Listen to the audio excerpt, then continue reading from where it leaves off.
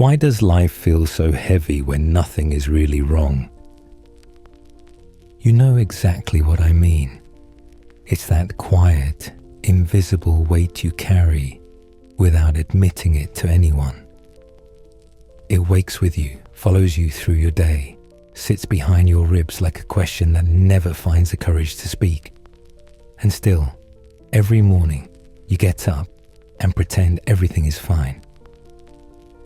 Stay with me for a moment. I'm not here to judge you. I'm here because I understand what that silent question does to a human heart. My name is Albert Camus, and tonight I will speak a little about myself. Yes, but mostly about you, through the truths I learned painfully, slowly, and far too late. As I speak to you, I'm standing on a balcony in Algiers. The night is warm and heavy, the air thick with salt and desert dust. A lamp flickers beside me as if unsure whether it wants to stay awake. Below me, the city sleeps in layers of shadow, and even the silence feels tired, like someone who has lived too long pretending everything is fine. And in that silence, I'm thinking of you. I'm thinking of how bravely you keep moving through days that ask too much and give too little. I'm thinking of the way you scroll through strangers who seem happier than you, then post fragments of joy you barely feel.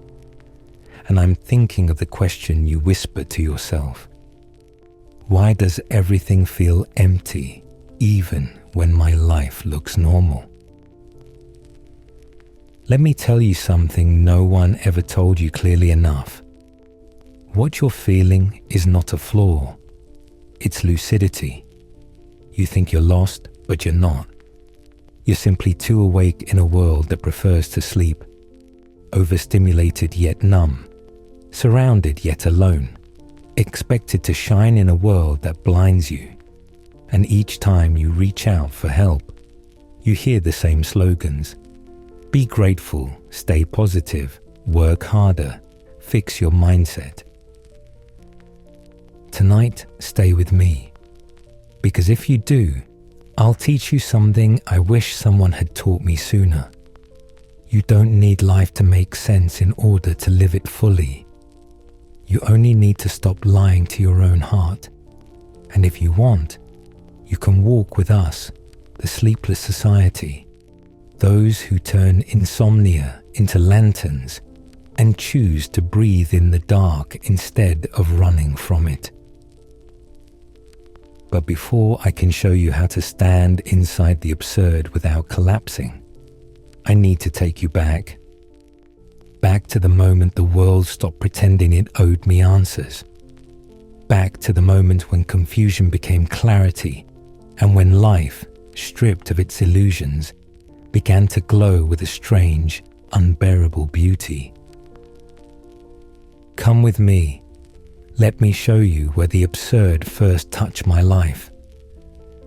The journey begins here. In the depth of winter, I finally learned that within me there lay an invincible summer. I grew up in Algiers, in a neighborhood where sunlight insisted on entering even the smallest cracks. Poverty was everywhere, yet it glowed. The walls were chipped, but the light made them honest. My mother spoke little. She moved through life with a quiet dignity, the kind born from years of carrying too much and asking for nothing. My father was gone before I could know him, leaving behind a silence so deep it became part of the landscape of my childhood. When you grow up inside silence, you learn early how fragile life is, and how fiercely you must hold on to what warms you. Even as a boy, I felt the questions adults try to outrun. Why do some lives bloom while others barely survive? Why do some hearts get held while others fend for themselves? I didn't have the words for it then, but I felt the world's indifference long before I understood it, And strangely, that indifference sharpened my ability to notice beauty. When life refuses to explain itself, you pay closer attention to its details. Then came the illness, tuberculosis, a word that, at the time, sounded like a sentence. The doctor spoke, my mother listened, and I watched her face freeze in a mixture of fear and resignation. I realized that the world could take everything from you without ceremony. Health, stability, breath. I understood that nothing is guaranteed, not even the next morning. And yet, somehow, this made life feel more precious. When you're told your days may be numbered, you stop treating them like numbers. Lying in bed, unable to play, unable to run, unable to breathe without effort, I discovered something important. The world doesn't answer you, but it doesn't abandon you either. It just watches what you do with the silence.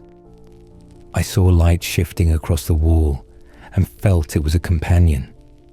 I heard children playing outside and felt a longing that hurt, but also reminded me I was still alive. Fragility cracked me open, and through that crack, everything felt more vivid. You don't have tuberculosis. Your illness is different, quieter, invisible, socially acceptable. You wake up exhausted, not because your lungs fail you, but because your soul is stretched thin. You feel empty in rooms full of people. You work until your spirit blurs. You perform happiness in front of others while privately wondering why joy feels like a language you once knew, but somehow forgot. You don't cough blood, you cough silence. You swallow the feeling that something essential is missing, and you tell yourself it's just stress, or fatigue, or a phase. You scroll until your eyes sting. You compare yourself to others until your heart shrinks. You keep hoping the world will answer you, guide you, comfort you. But all you get is noise, and noise is not an answer. But listen closely. That emptiness you feel is not a death sentence. It's a signal. When life stops answering you, it's inviting you to stop chasing answers elsewhere, to look inward, to listen to the quiet part of you that survived everything so far, even when you ignored it. One day, as I lay sick in bed, I realized something that changed everything. The absurd didn't wound me. It woke me. It stripped away all illusions about what life should be and forced me to meet life as it actually is. Raw, indifferent, beautiful in its own unexplainable way. And maybe, without fully realizing it, the same thing is happening to you. You are not breaking, you are awakening. And if you stay with me, I'll show you how this awakening works, how it transforms the way you look at the world, at others, and at yourself. Because the absurd is not darkness. It's the first flicker of light after a long night. Let me tell you what the absurd really is. Far from cliches, far from pessimism, far from philosophical jargon. Once you understand it, you will stop fearing it, and maybe you'll even begin to live differently. The absurd is born of this confrontation between the human call and the unreasonable silence of the world.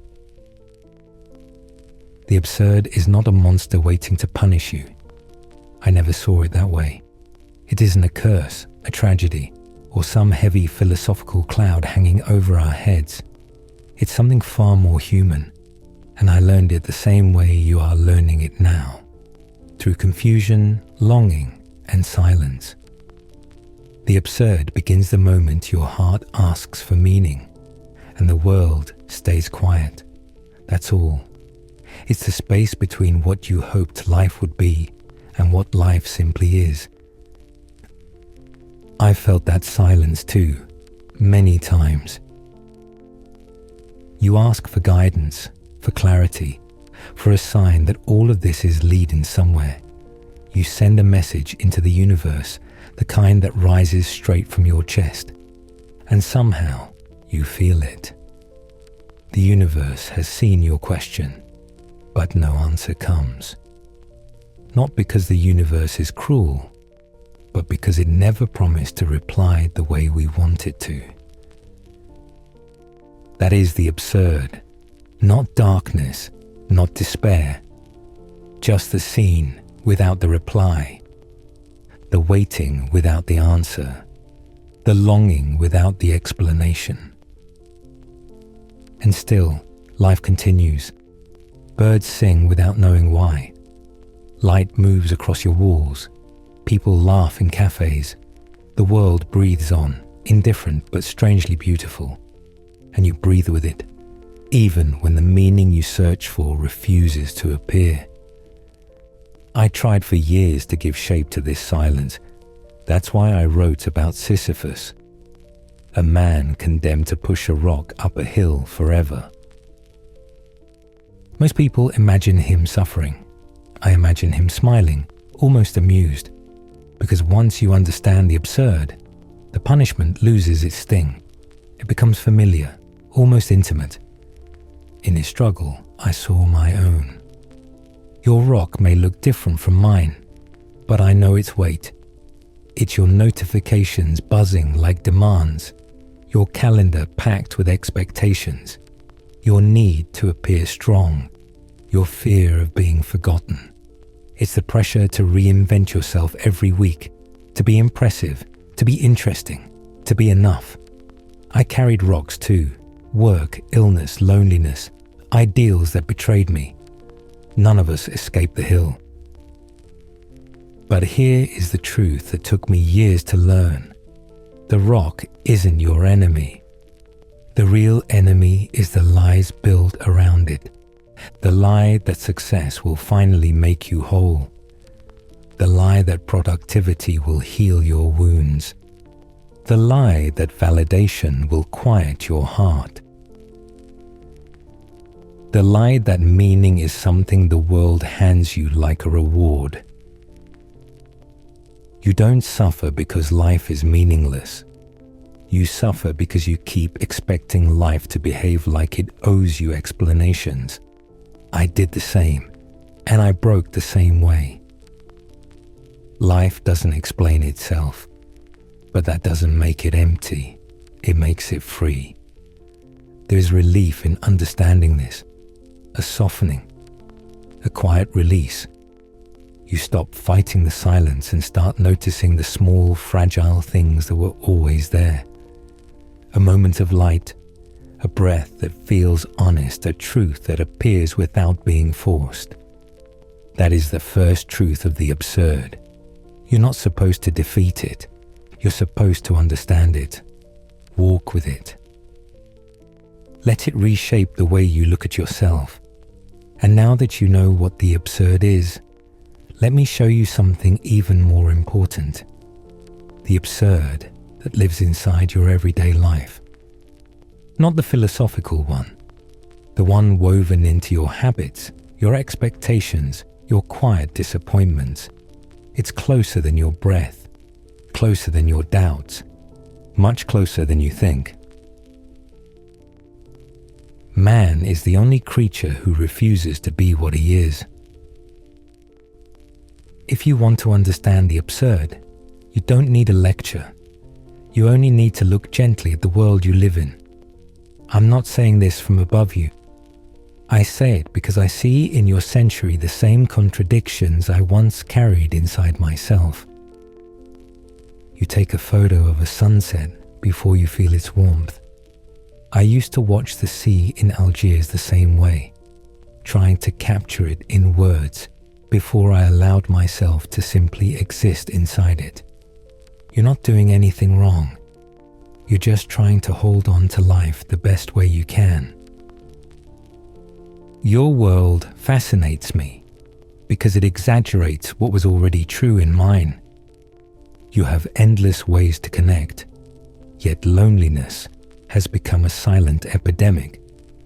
You display happiness while hiding your doubts, just as I hid my illness behind my stubborn smile. You chase routines that promise peace but leave you more tired.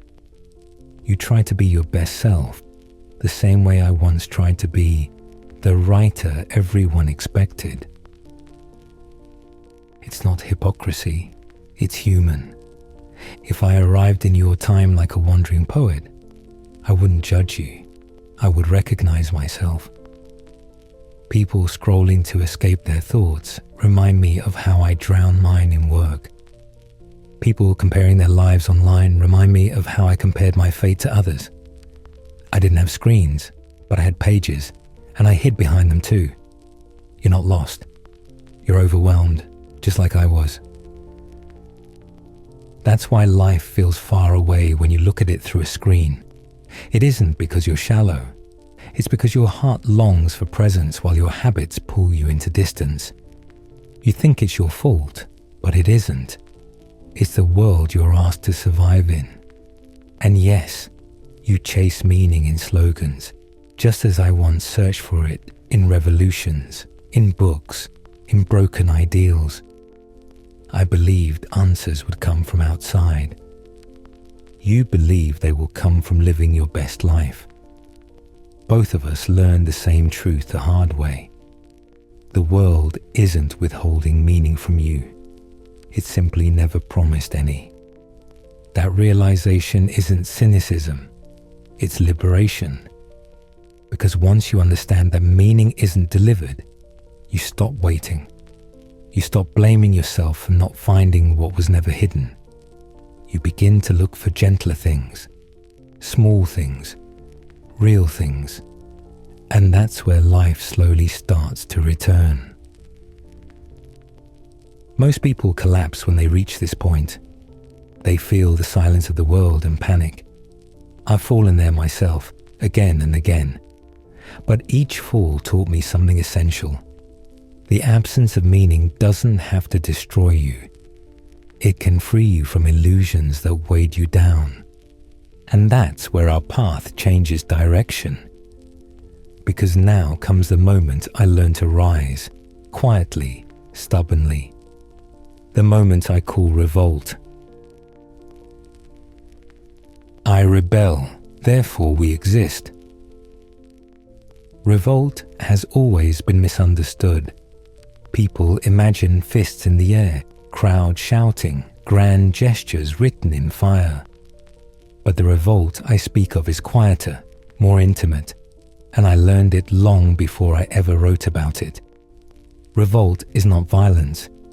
It is fidelity to yourself. It is the simple refusal to die before your death. When life becomes absurd, revolt is the moment you whisper, "I'm still here." I saw this clearly in the plague. Ordinary people, nurses, teachers, strangers with tired eyes, choosing to help one another, even when meaning collapsed around them. They didn't fight because they believed they would win. They fought because staying human mattered more than certainty. They chose compassion in a universe that offered none. That, to me, is the highest form of courage. And I see this same courage in you, even if you don't. You practice revolt every time you get out of bed, while carrying a heart full of doubts. You practice revolt when you send a message you were afraid to send, when you reach out to someone you miss, when you create something imperfect because it feels honest, when you stop pretending you're fine and admit, even quietly, even to yourself, that you're tired. Revolt is not dramatic. It is stubborn, soft, human. It is the hand that lifts you gently from the inside when everything else feels heavy. It's choosing presence in a world that tries to distract you from yourself. It's saying, maybe I don't understand life, but I'm still willing to meet it halfway. You don't need to understand life to live it. That is dignity. Some days, revolt looks like a breath you didn't think you could take. Some days, it's making your bed, or opening the window, or letting yourself feel something you've been repressing for years. These acts seem small, almost invisible, but each one is a quiet rebellion against despair. You've survived so much already, more than you give yourself credit for. But surviving isn't the end of your story. It is only the doorway, the threshold, the moment you plant your feet and say, "Now what?" And this question, this gentle, trembling question, is the beginning of a different kind of life. Because surviving is only the beginning.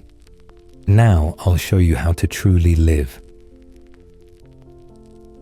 To be happy, we must not be too concerned with others.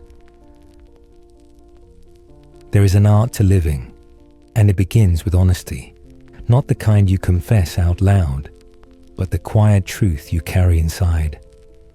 I learned this slowly, often painfully. Life becomes clearer the moment you stop performing for a world that isn't really watching. Happiness isn't found in becoming extraordinary. It begins in refusing to lie to yourself about what you need. I discovered this in the simplest places. A patch of sunlight on a kitchen wall, the warmth of the wind against my face during a walk through Algiers, the sound of someone laughing in a way that didn't demand anything from me. These small things held more truth than any grand idea. They didn't try to save me. They reminded me that being alive was already something worth noticing. You don't need miracles. You need moments. Moments that belong to you, not to the expectations of others. A walk without your phone. A breath taken slowly enough to feel it uncurl inside your chest. A conversation where you listen more than you try to impress. A creation made only because it feels honest, not because it will be liked. These gestures seem small, but they are the building blocks of a life that feels real. In love too, the same rule applies. Love without possession, care without demand, presence without performance. I learned that the more you try to hold someone tightly, the more you lose the tenderness that made the connection precious in the first place. Love breathes only when you let it. Sometimes the bravest act is to allow someone to simply exist beside you without needing them to fill your emptiness. Your world moves too fast, faster than any heart can keep up with. That's why you feel overwhelmed. You scroll until your mind blurs. You compare until your spirit shrinks. You multitask until you forget what it feels like to be present in a single moment. But nothing meaningful grows in a storm. Meaning grows in stillness, in the pauses you have forgotten to take. You don't lack meaning, you lack breathing room. Try slowing down even for a minute. Let the world move without you. Let yourself exist without needing to prove anything. Watch the light change in your room. Feel the air shift on your skin. These aren't distractions. They are reminders that you are alive in ways no algorithm can measure. When you live this way, gently, honestly, without chasing approval, something unexpected appears. Not joy, not clarity, not certainty. Something quieter, a strange, quiet peace. The kind that doesn't ask for permission. The kind that arrives like a friend who sits beside you without saying a word. And that peace is what leads us to the final truth I want to share with you. Real generosity toward the future lies in giving all to the present. The night has almost faded when I step back onto the balcony. The air is cooler now. The horizon softens into pale gold, and the sea begins to breathe as if waking from a long sleep. Algiers is quiet, suspended in that fragile moment between darkness and daylight. The moment where everything seems possible, even peace. I watch the first shimmer of sunlight touch the waves, a thin line of brightness, gentle but insistent, cutting through the last shadows. And as I stand there, I realize how long I spent looking for something the world never promised me, a meaning big enough to silence my doubts. I searched for it in books, in ideas, in revolutions, even in suffering. I believed life had to justify itself before I could fully give myself to it. I was wrong. I searched for meaning all my life. I found something better, a way of living. Meaning is uncertain, fragile, always shifting. But living, truly living, happens in the present, in the breath you take without explanation, in the moment you choose honesty over performance, in the tenderness you offer without asking for anything in return. The world may not answer you, but it allows you to exist within it, and that, in itself, is a quiet form of grace. As the sun rises higher, the water glows like a truth that needs no words, a truth that doesn't argue or persuade, a truth that simply is. That's what peace feels like, not understanding everything, but no longer needing to, not solving the absurd, but walking through it with open eyes. Peace doesn't come from meaning. It comes from honesty, from living without lies, even the ones you tell yourself. So here is the question I leave with you, the one that opens rather than closes. If life has no ready-made meaning, what small light will you choose to carry forward? It doesn't need to be grand, a daily breath, a moment of kindness, a truth you admit at last, a step towards someone who matters, a step toward yourself. Even the smallest light can guide you through the dark. And if tonight brought you clarity, comfort, or something you didn't expect, then welcome, truly, to the Sleepless Society. Here, we don't escape the night.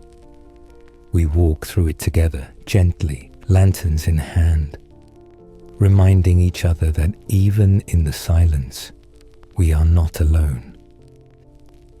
Stay a little longer. The next dawn is already on its way.